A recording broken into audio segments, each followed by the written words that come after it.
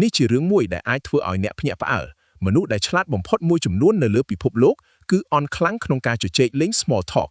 ពួកគេអាចភ្លេចឈ្មោះអ្នកត្រឹមតែ30វិនាទីបន្ទាប់ពីបានជួបគ្នាហើយចូលចិត្តអង្គុយម្នាក់ឯងនៅក្នុងកម្មវិធីជប់លៀងស្ដាប់ទៅដូចជាមនុស្សដែលបរាជ័យក្នុងការទំនាក់ទំនងសង្គមមែនទេប៉ុន្តែវិទ្យាសាស្ត្រនិយាយផ្ទុយទាំងស្រុងទាំងនេះមិនមែនជាចំណុចខ្សោយទេ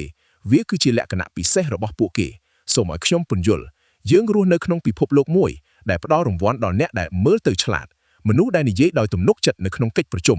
ឬមនុស្សដែលតែងតែមានពាក្យល្អៗសម្រាប់និយាយនៅលើតុអាហារប៉ុន្តែភាពឆ្លាតវៃពិតប្រាកដវាស្ងប់ស្ងាត់ជាងនោះចម្លែកជាងនោះហើយមនុស្សភាគច្រើនយល់ច្រឡំអំពីវាថ្ងៃនេះខ្ញុំនឹងបង្ហាញអ្នកពីអាកប្បកិរិយា7យ៉ាងដែលមានការគាំទ្រដោយការស្រាវជ្រាវវិទ្យាសាស្ត្រដែលមនុស្សឆ្លាតវៃតែងតែបង្ហាញប៉ុន្តែមនុស្សជុំវិញខ្លួនពួកគេតែងតែយល់ច្រឡំទាំងនេះមិនមែនជាមតិផ្ទាល់ខ្លួនទេវាជាលំនាំអាកប្បកិរិយាដែលត្រូវបានគាំទ្រដោយចិត្តវិទ្យាសាស្ត្រខួរក្បាលនិងការសិក្សាអំពីអាកប្បកិរិយារបស់មនុស្សតោះចាប់ផ្ដើម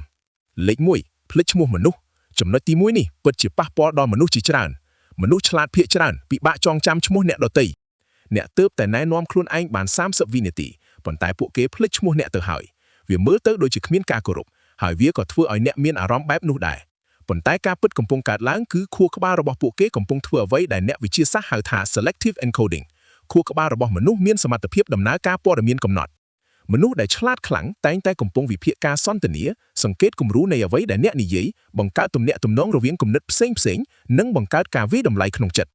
នៅពេលសមត្ថភាពខួរក្បាលពេញហើយអ្វីមួយត្រូវបានលុបចោលហើយរឿងដំបូងដែលបាត់គឺព័ត៌មានសាមញ្ញដូចជាឈ្មោះស្រមៃថាខួរក្បាលរបស់អ្នកដូច browser មួយ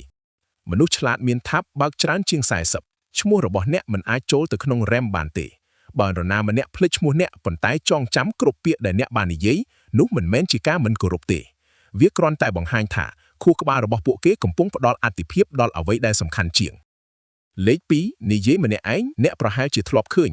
ឬអ្នកក៏ប្រហែលជាធ្វើវាដែរមនុស្សឆ្លាតជាច្រើនចូលចិត្តនិយាយម្នាក់ឯងពេលខ្លះនៅកន្លែងសាធារណៈសូម្បីតែជាប្រយោគពេញលេញមនុស្សជុំវិញអាចគិតថាមនុស្សនេះប្រហែលជាឈួតហើយប៉ុន្តែការស្រាវជ្រាវបង្ហាញថាការនិយាយជាមួយខ្លួនឯងអាចបង្កើនសមត្ថភាពគិតរបស់ខួរក្បាលវាជាវិធីដែលខួរក្បាលប្រើដើម្បីរៀបចំគំនិតឲ្យមានរបៀបរៀបរយនៅពេលអ្នកនិយាយចេញមកខួរក្បាលត្រូវបកប្រែគំនិតអរូបីទៅជាពាក្យសម្ដីដំណើរការនេះជួយឲ្យការគិតកាន់តែច្បាស់រកឃើញកំហុសនិងបង្កើនការចងចាំពួកគេមិននិយាយម្នាក់ឯងព្រោះឯកាទេពួកគេធ្វើវាព្រោះវាមានប្រសិទ្ធភាព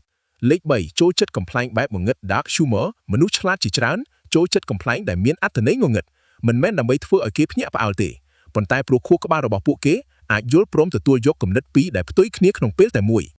ទាំងភាពអាក្រក់នៃស្ថានភាពនិងភាពគួរឲ្យអស់សំណើចរបស់វា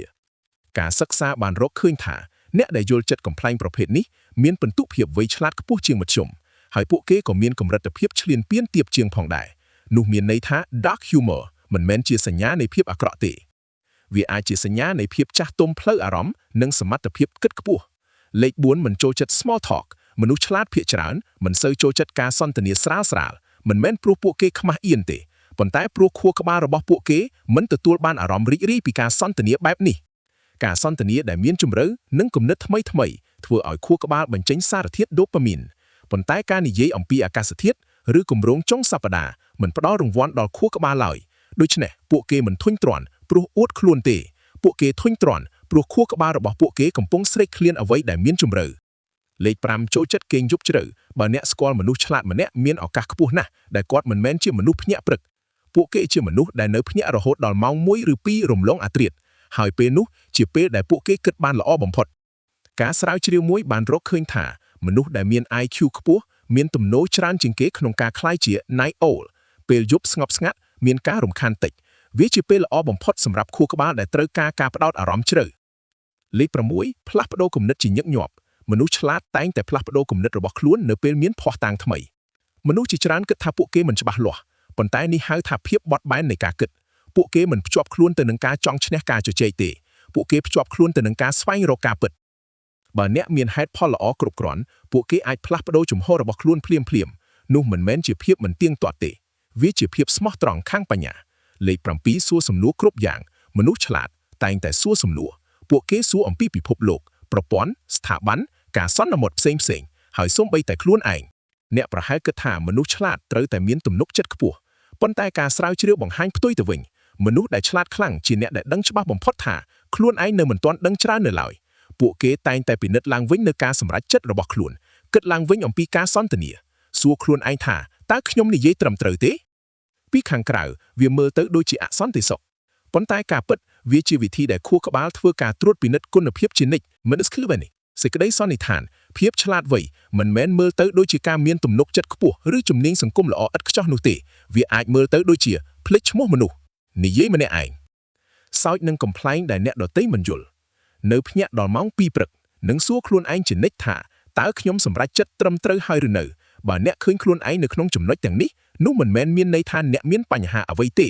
វាអាចមានន័យថាអ្នកកំពុងគិតនិងដំណើរការពិភពលោកក្នុងរបៀបមួយដែលខុសពីមនុស្សភាគច្រើន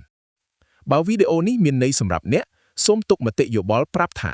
តើចំណុចមួយណាដែលត្រូវនឹងអ្នកជាងគេហើយកុំភ្លេច Subscribe ប្រសិនបើអ្នកចង់ទស្សនាវីដេអូដែលស្វែងយល់អំពីរបៀបដែលមនុស្សគិតឲ្យកាន់តែស៊ីជម្រៅ